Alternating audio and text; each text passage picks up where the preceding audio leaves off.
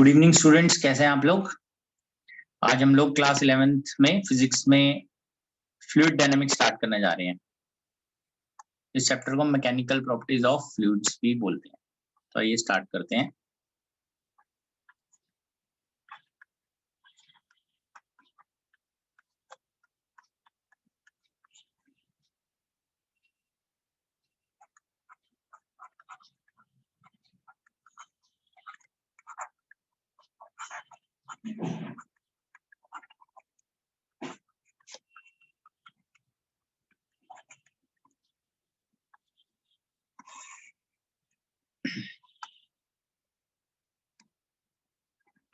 इसको हम खाली फ्लूइड्स भी बोलते हैं चैप्टर को। Now gases and liquids combinedly they are known as fluids.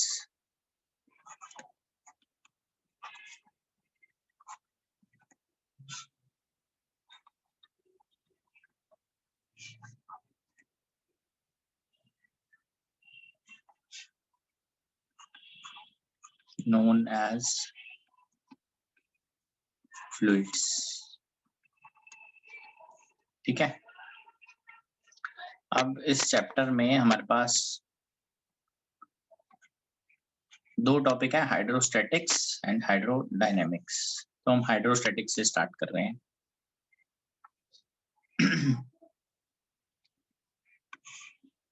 Liquids at rest.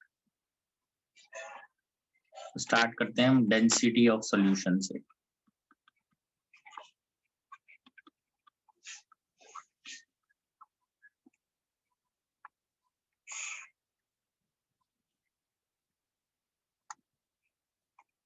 It is defined as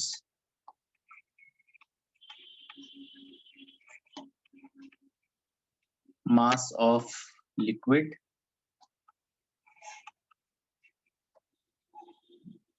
per unit volume of liquid.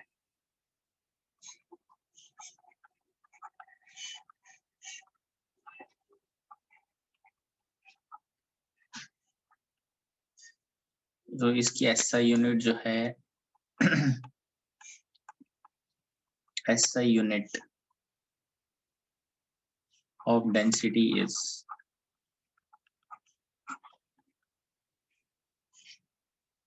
kg per meter cube. CGS unit of density is gram per cc या gram per ml.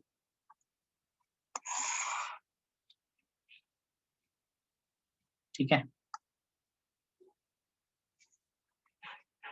Density of water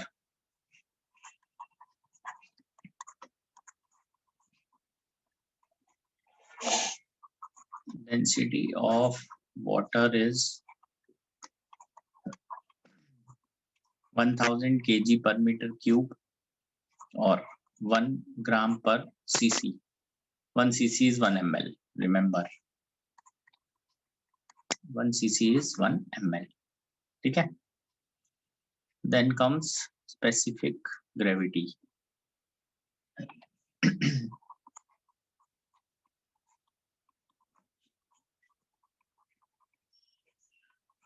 specific gravity और relative density दोनों एक ही बात है। तो आइए इसको पता करते हैं, स्पेसिफिक ग्रेविटी और relative density.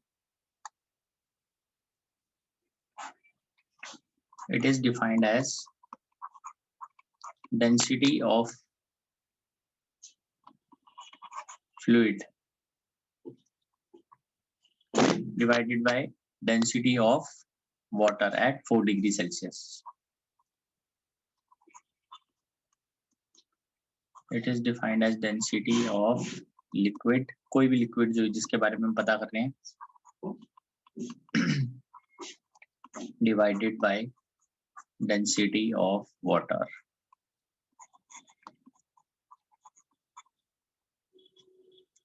at 4 degree Celsius. It is dimensionless.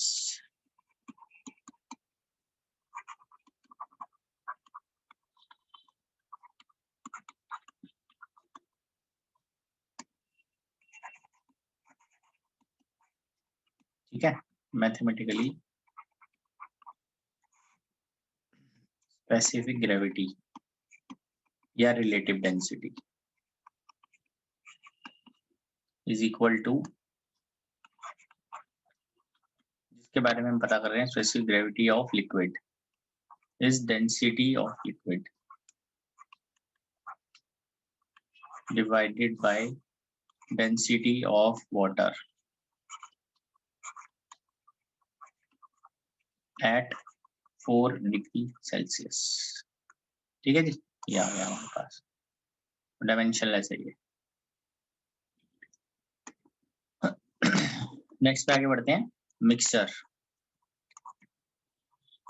Of liquids और गैसेस।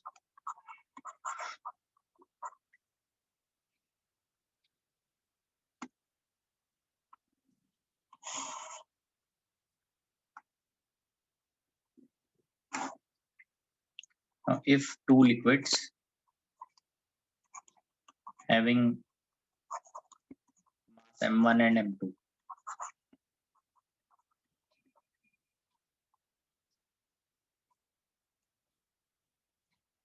तो ये डेफिनेशन पे है, क्योंकि इसकी जो डेंसिटी होती है वो मैक्सिमम होती है वाटर की, तो इसलिए उसी से हम डिवाइड करते हैं। Density of water at 4 degree Celsius is maximum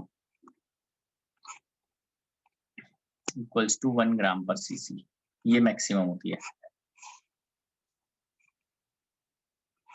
ठीक है, now if two liquids having mass m1 and m2 respectively and volume v1 and v2 respectively are mixed, then density of mixture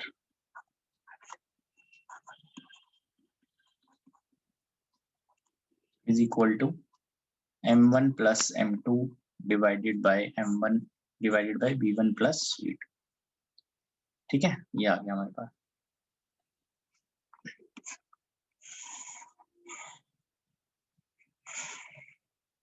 ठीक है जी।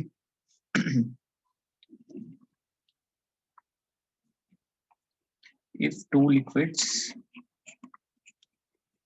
having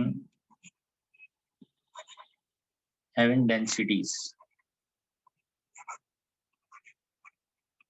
if two liquids having densities ρ1 and ρ2 are mixed, having volume v1 and v2 respectively, then rho mixture is ρ1 v1 plus ρ2 v2 by v1 plus v2। ठीक है, if equal volumes are taken, then अगर equal volume ले लेते हैं तो rho of mixture is ρ1 plus ρ2 divided by 2। ठीक है, अगर इक्वल वॉल्यूम लेते हैं तो rho of mixture will be ρ1 plus ρ2 by 2, इस तरह से आ जाएगा। ठीक है, ये आगे बढ़ते हैं इसमें।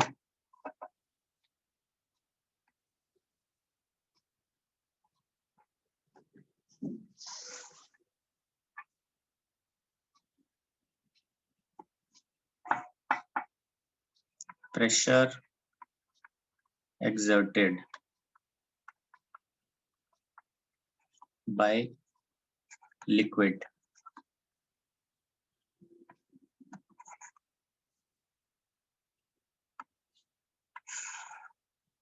now as we move down in liquid, then liquid pressure increases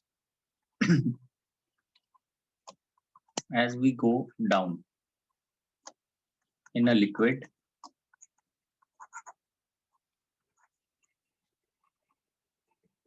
then liquid pressure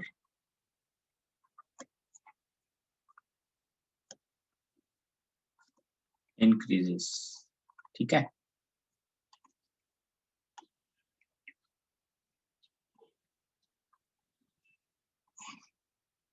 तो ये हम यहाँ से ऐसे देख लेते हैं। ठीक है जी, ये इस तरह से अगर हम, ये लिक्विड है,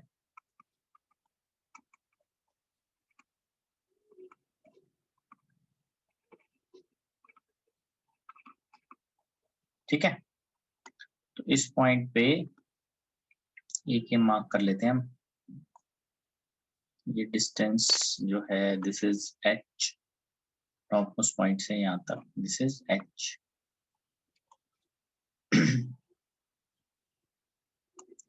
this is a point, this is p naught, therefore pressure at point A is p naught plus h rho g। जो टॉप का प्रेशर होता है वो हमेशा ऐड करते जाते हैं हम, this is p naught plus h rho g। ये सब लिख लेते हैं यहाँ पर, that what is p naught, this is pressure at top surface,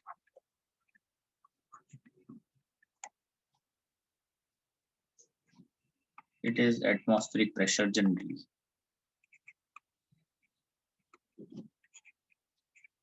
ठीक है, h है depth,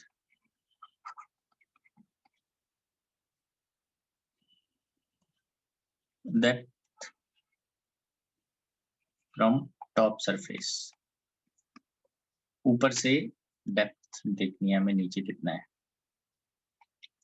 row is density of liquid,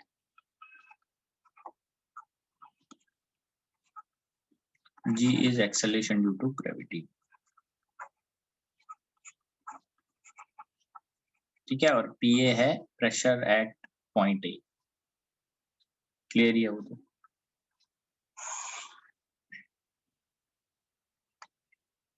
now in general differential form में हम इसको ऐसे ले सकते हैं, dp by dy is equal to rho g। ठीक है,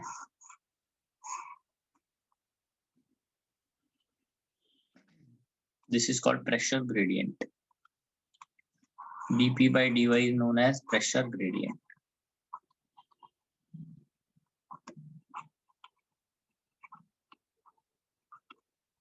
ठीक है, मतलब इसको ऐसे आप देख सकते हो,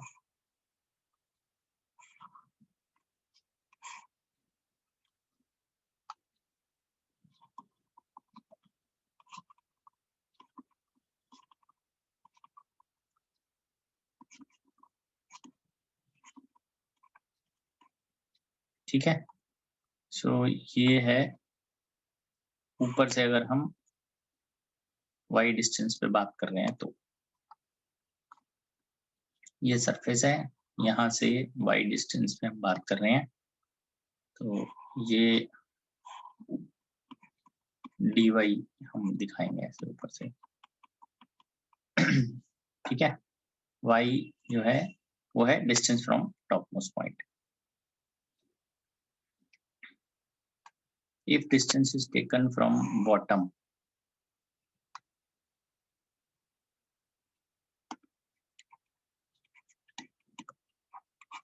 if distance is taken from bottom, then dp by dy is minus rho g। ठीक है ना,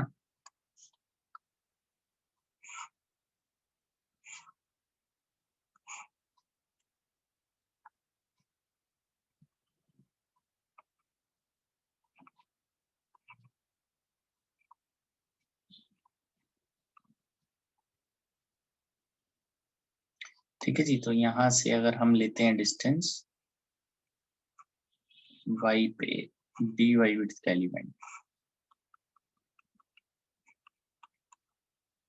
दिस इज dy, ठीक है। Then it will be dp by dy negative में, क्योंकि ऊपर से नीचे में तो बढ़ता है प्रेशर विद डेप्थ, नीचे से ऊपर में घटता है, तो इसलिए नेगेटिव आया है यहाँ पे, क्योंकि नीचे से अगर ऊपर लेके जाएंगे तो it will decrease, pressure gradient is negative in this case, ठीक है। आगे बढ़ते हैं।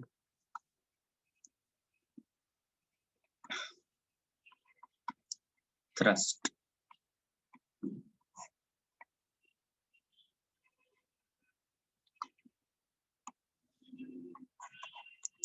it is defined as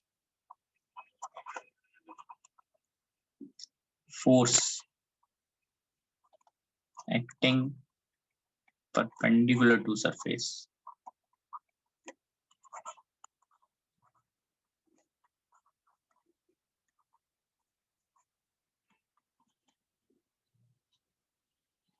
then liquid thrust, ये तो जनरल हो गया, थ्रस्ट जो है जो भी नेट फोर्स एक्ट कर गया। Liquid thrust,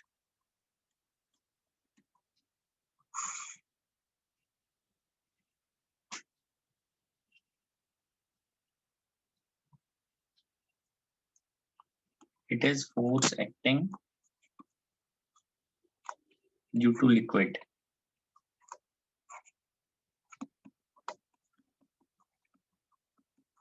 on surface of container,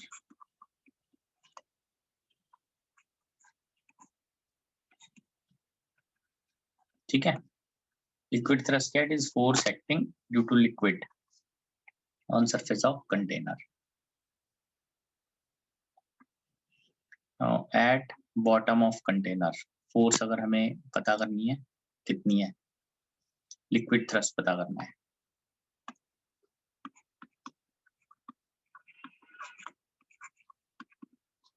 liquid thrust at bottom of container,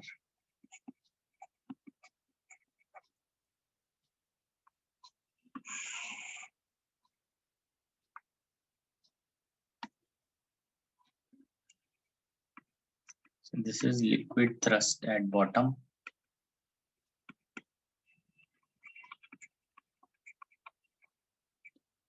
is equal to pressure, liquid pressure at bottom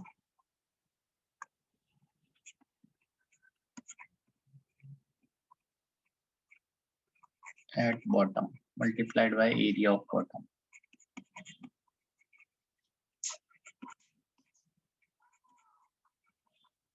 ठीक है जी। लिक्विड थ्रस्ट जो भी होगा that is liquid pressure at bottom multiplied by area of bottom, इस तरह से हम इसको लिख सकते हैं, ठीक है जी। आइए आगे बढ़ते हैं, इसमें देखते हैं थ्रस्ट ऑन साइड वॉल्स क्या है ऑफ कंटेनर, ठीक है जी। और लिक्विड थ्रस्ट या जनरल हम थ्रस्ट की बात करते हैं on side walls, thrust on side walls of container,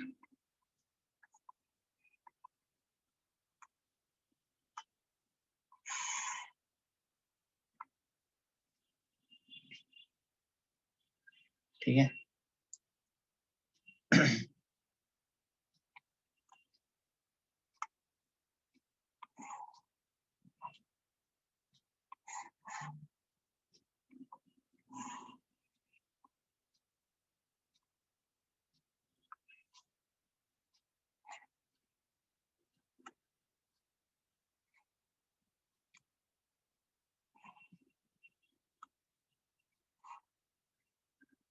ठीक है,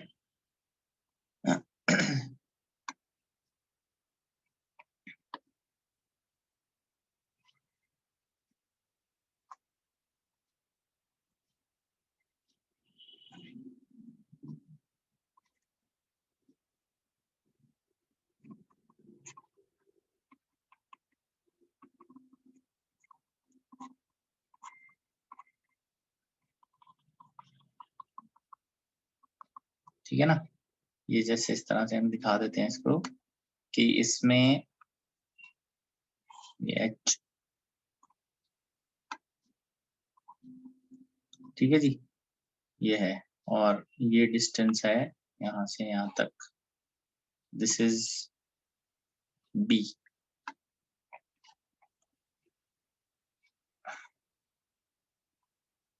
हमें साइड वॉल्स के लिए देखना है कैसे इसको करना है। तो इसके अंदर हम इस तरह से देख सकते हैं, यहाँ से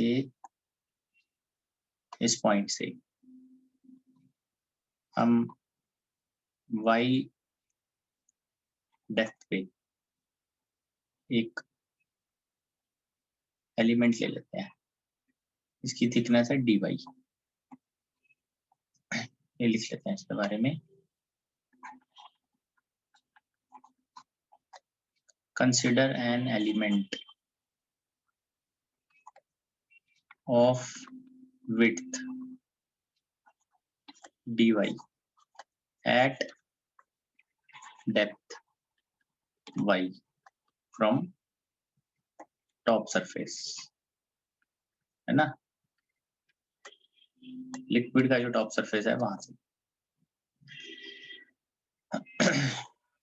अब इस सरफेस पे ये देखिए, इस सरफेस को अगर हम पिक करते हैं, ये देखिए, इस जो ये सरफेस है इसके ऊपर इधर से जो फोर्स लग रही है वो है P नॉट इंटू डी, और ये अंदर है लिक्विड, तो इधर से जो फोर्स लग रही होगी P naught plus D P into D, sorry P naught plus P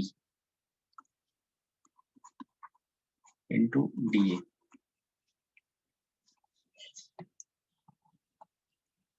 net force acting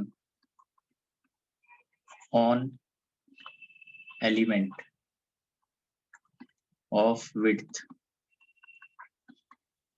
dy is df, है ना, net force.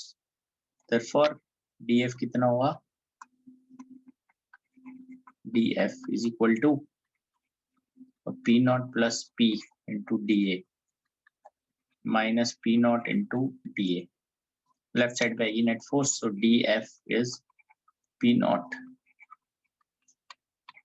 dA plus PDA minus P naught dA. So dF is PDA. P जो है वो है liquid का pressure, तो P जो है that is y rho g, ठीक है। And what is dA? dA की वैल्यू है ये शेडेड एरिया, इसकी वैल्यू हो जाएगी B इंटू डी वाई, ठीक है। तो ये हम आगे लिख लेते हैं।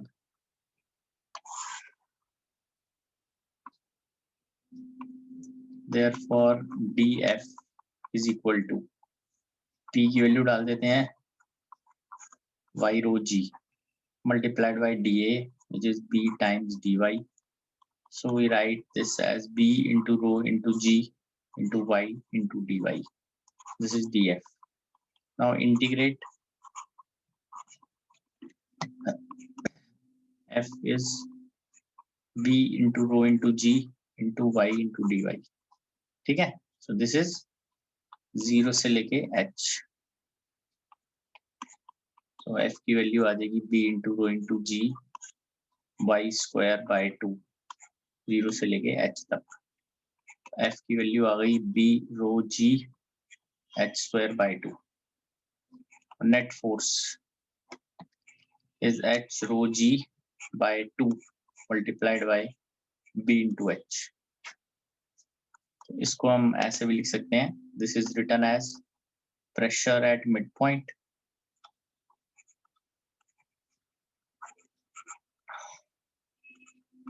multiplied by area of side walls.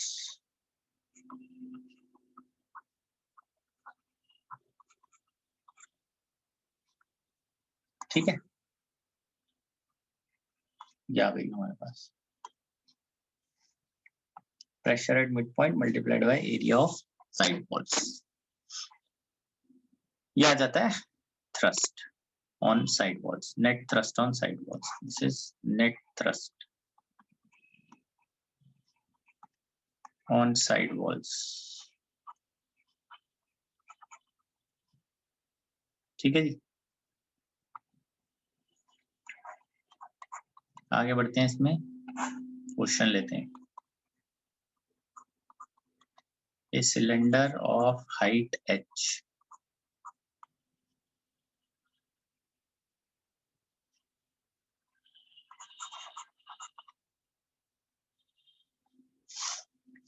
a cylinder of height h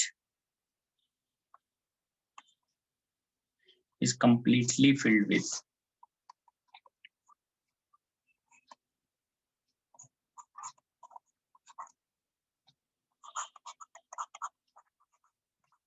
cylinder of height h is completely filled with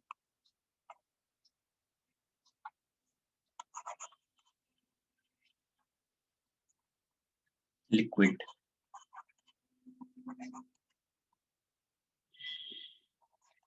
Find h divided by r. R is radius of cylinder.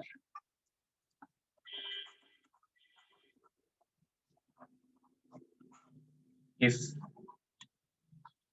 liquid thrust at bottom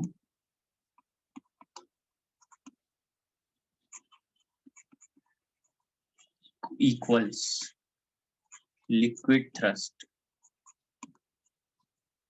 on side walls,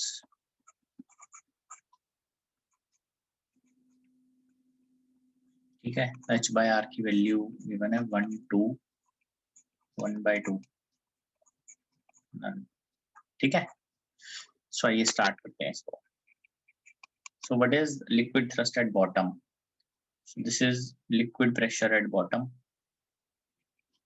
multiplied by area of bottom, और side walls के लिए हमने लिखा ही है P eight mid point area of side walls. So what is pressure at bottom? H rho g multiplied by pi r square, ठीक है, क्योंकि cylinder का बेस जो है वो सर्कुलर है। What is pressure at midpoint? H by 2 rho g multiplied by area of side walls. जो curved surface area, this is CSA. CSA. So this is CSA. This is 2 pi r h. तो ये हमारे पास h rho g ये cancel हो जाएगा। This is pi r square is equal to 1/2 2 pi r h. So this is r square r h. R is equal to h, therefore h upon में r is 1, ठीक है। ये वैल्यू आ गई हमारे पास, चेक कर लीजिए।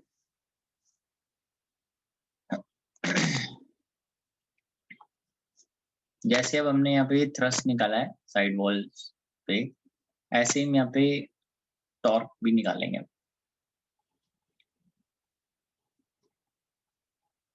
ठीक है। आइए देखते हैं,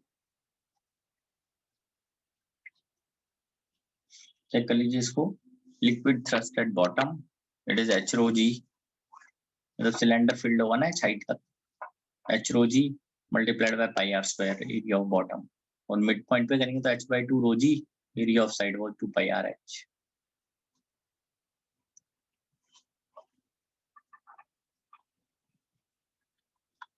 टॉर्क ड्यू टू लिक्विड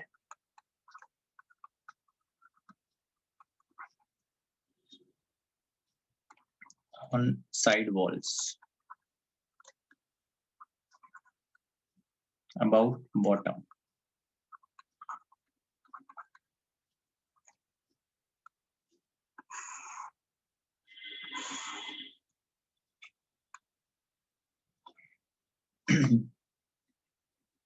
तो आइए अब इसको एक बार हम देख लेते हैं। इसका जैसे ये गिवन है तो हमें बॉटम के अबाउट पता करना है।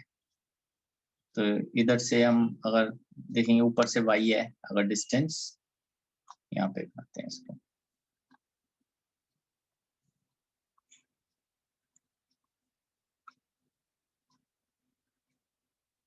यहाँ से y डिस्टेंस है अगर, तो ये P not into D A है और इधर से है P naught plus P into D A. तो ये यहाँ से यहाँ का डिस्टेंस जो होगा that is h minus y। तो d tau about base, this is df net force multiplied by dA, net force dF multiplied by h minus y. So what is dF net? It is P naught plus P dA minus P naught into dA multiplied by h minus y. ठीक है, तो ये वैल्यू आ जाएगी P times dA h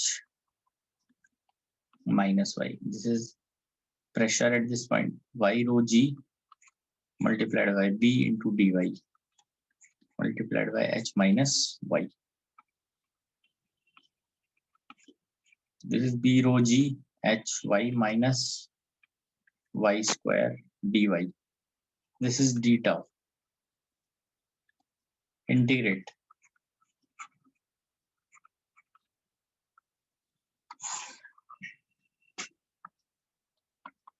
Therefore, tau base is integral d tau. Torque about base is, this is B rho g h y minus y square dy. तो लेते हैं हम यहाँ पे, जैसे ऊपर से जैसे y लिया हुआ तो 0 to h हम इसको लिख सकते हैं again 0 to h. So torque about base is B rho g integrate 0 to h h y dy minus 0 to h y square dy. This is B into rho into g. This is h common, y square by 2 0 to h y cube by 3 0 to h.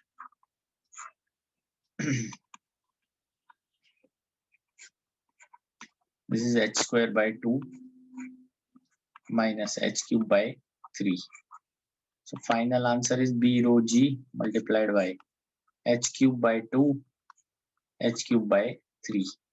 This is B into rho into g h cube divided by 6. तो final answer आ गया B rho g h cube divided by 6. This is torque about base.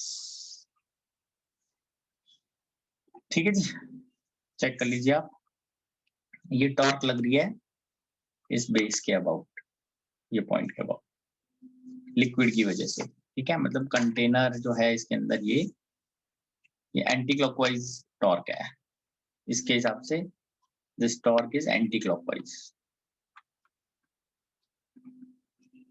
This is anti clockwise torque.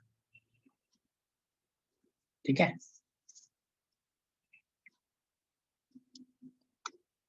Next question देखते हैं इस पे।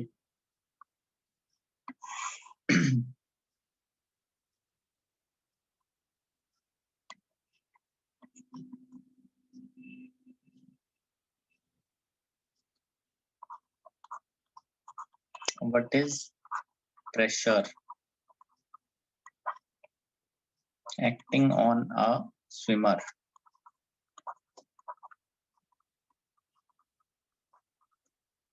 10 meter below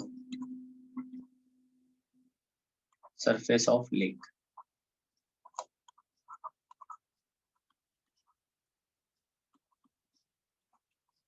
P not है 1.01 10 की power 5 Newton पर metre square.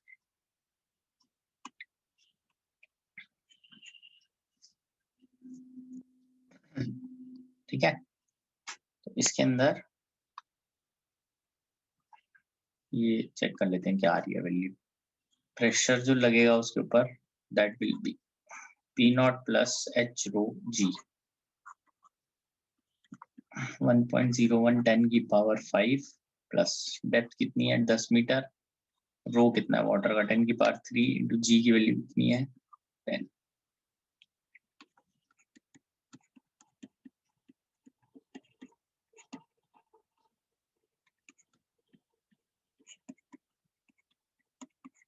This is 2.01 into 10 raised to the power 5 Newton per meter square. This is also written as Pascal. Pressure जो है वो पास्कल में मेजर करते हैं। 1 न्यूटन पर मीटर स्क्वायर इज 1 पास्कल।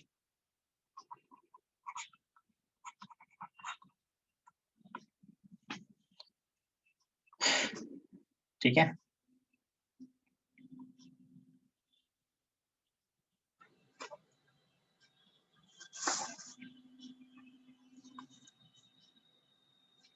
आगे बढ़ते हैं इसमें।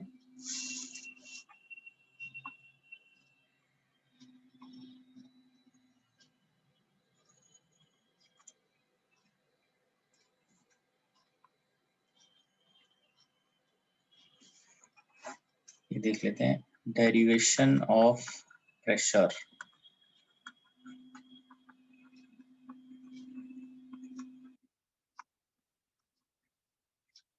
Inside liquid.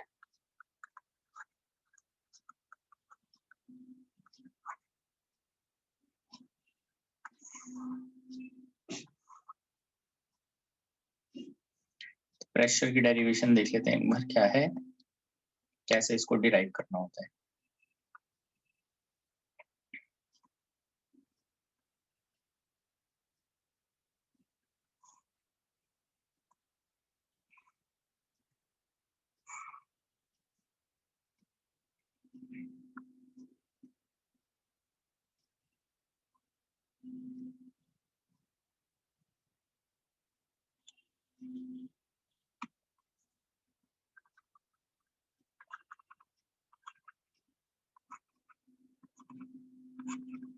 ठीक है जी।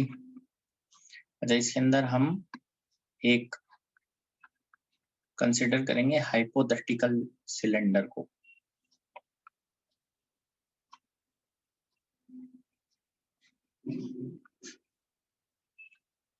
Consider a hypothetical cylinder of liquid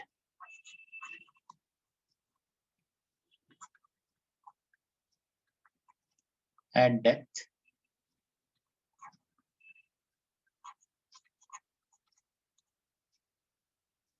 from surface। इसको हम डेप्थ को h1 लिख सकते हैं, h1 at depth h1।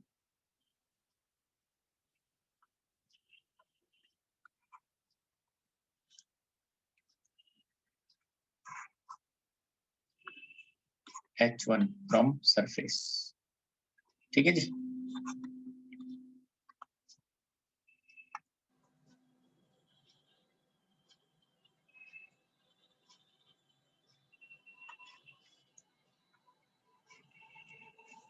Surface से h1 पे हम इसको दे लेते हैं। Now what is F1 at this point? It is thrust on top surface।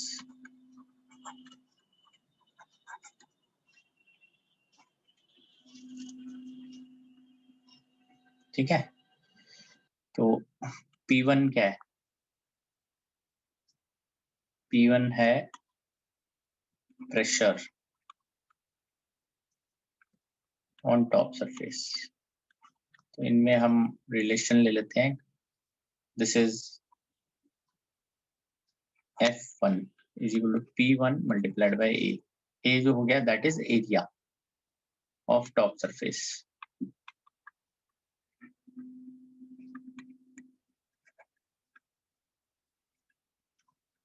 ठीक है, इस तरह से. Now what is F2? Thrust on bottom surface cylinder के, लिक्विड का सिलेंडर है वो. Pressure on bottom surface.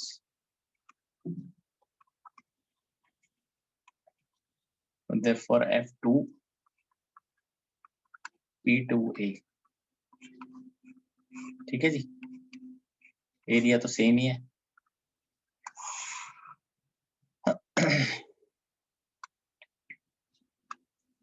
इसके अंदर हम यहाँ पे सिलेंडर बना देते हैं.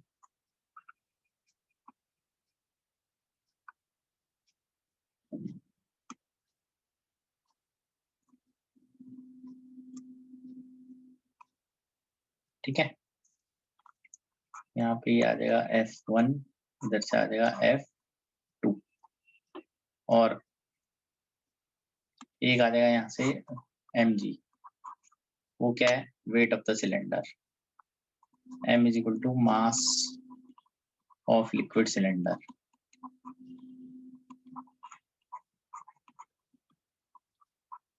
ठीक है, as cylinder is in equilibrium,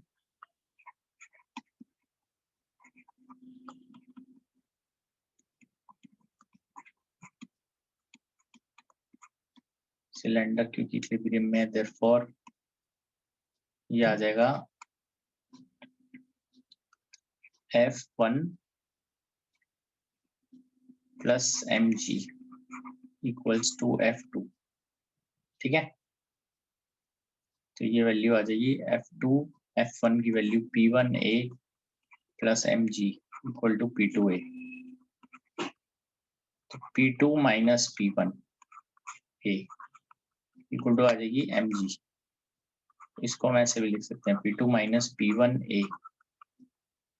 ये वैल्यू आएगी mass per unit volume multiplied by A multiplied by H into G.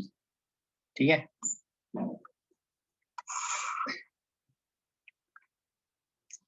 therefore P2 minus P1 into A is equal to AH rho G. A से cancel कर देते हैं, P2 minus P1 आ गया H rho G.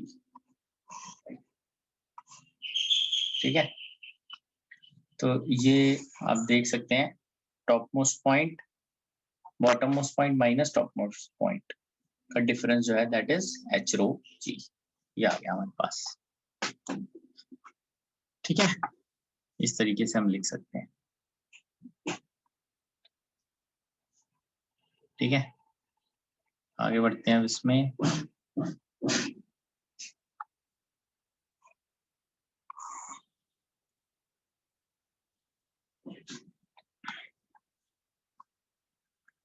Next लिखते हैं हम इसमें Pascal's law.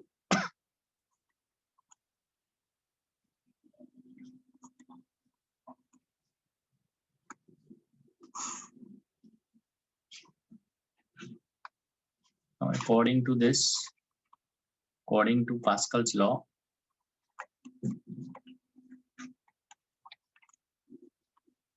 when some external pressure is applied, then that pressure is equally felt in all at all points.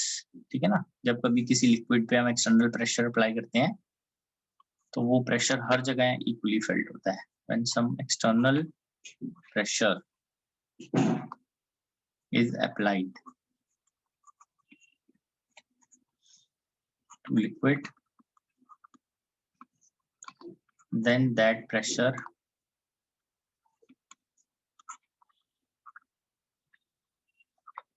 is equally felt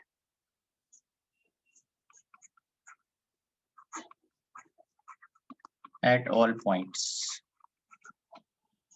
of liquid.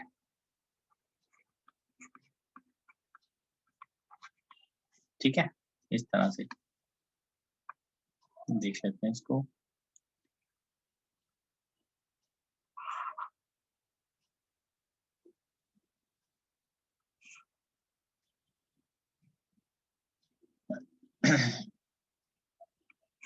ये आएगा इस तरह से।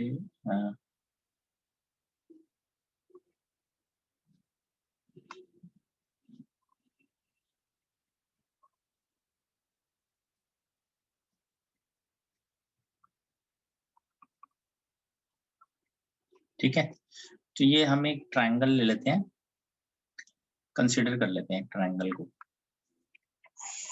ठीक है, लिख लेते हैं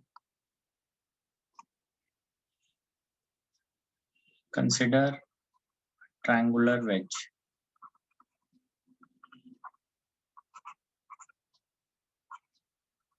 veg inside liquid as shown. ठीक है, तो इसमें ट्रायंगुलर वेज में हम इस तरह से दिखाएंगे कि ये फोर्स लग रही थी, ये फोर्स लग रही थी और ये फोर्स लग रही थी।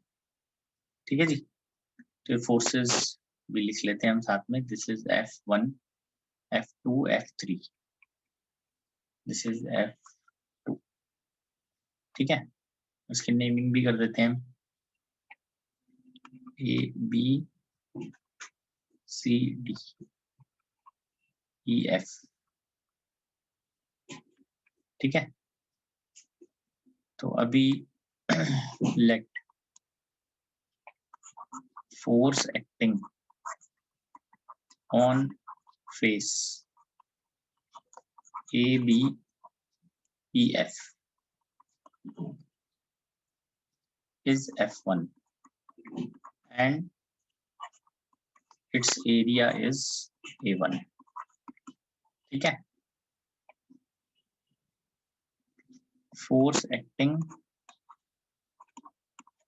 On face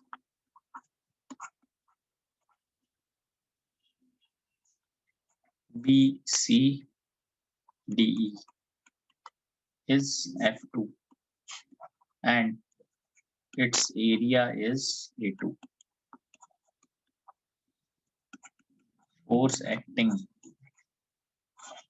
on face AFBC is F3 and its area is A3। ठीक है जी, तो अब इसके अंदर हम सबसे पहले तो फोर्सेस की बैलेंसिंग देख लेते हैं किस तरह से है।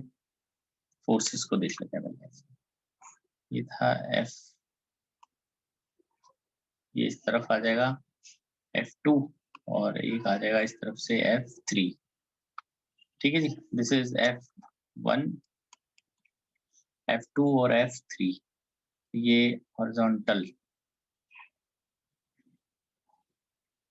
ये अगर एंगल थीटा है इसका वर्टिकल के साथ आ जाएगी value theta.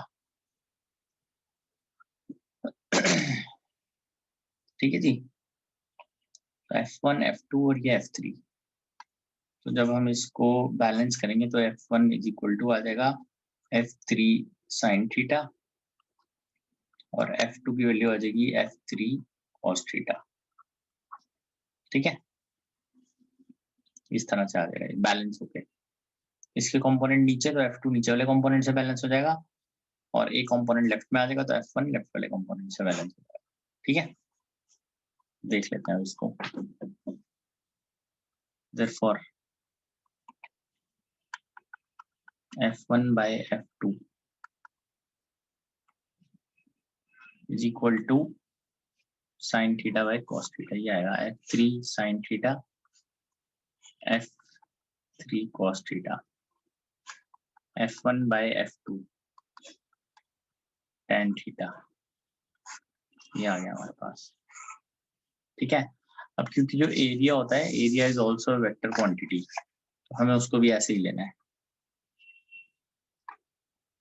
as area is a vector quantity, ठीक है, तो वो भी आउटवर्ड नॉर्मल लेंगे हम।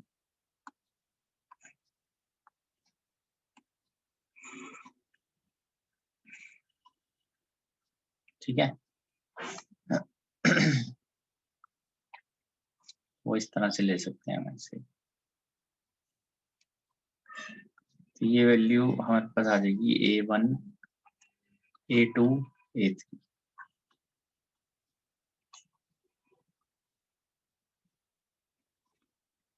ठीक है, ये हो गया theta.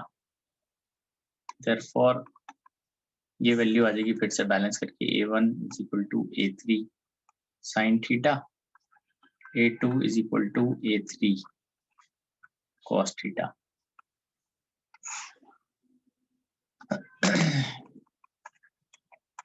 A1 by A2 is A3 by A3 sin theta by cos theta।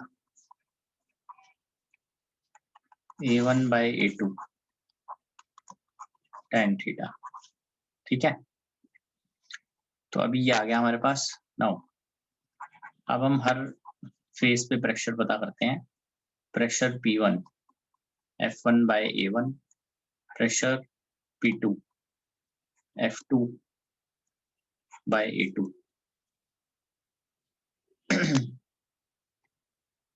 ठीक है, और pressure P3 F3 by A3। तो अभी यहाँ पे F2 अगर मुझे वैल्यू लिखनी है, ये देखिए F3 cos थीटा, पहले F1 की लिख लेते हैं। F1 की वैल्यू कितनी आ रही है, F3 sin theta by A1।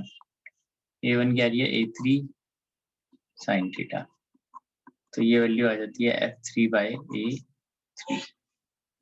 इसकी वैल्यू आ जाएगी F2 F3 cos theta A2 A3 cos theta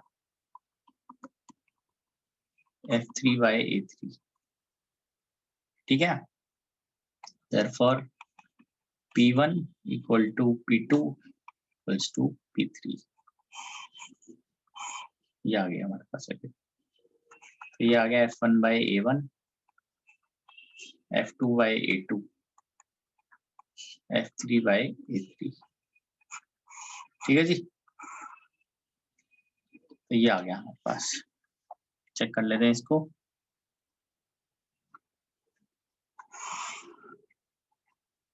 ठीक है, तो बस आज के लिए हम लोग इतना ही करेंगे, नेक्स्ट क्लास में इससे आगे बढ़ेंगे। ठीक है, थैंक यू।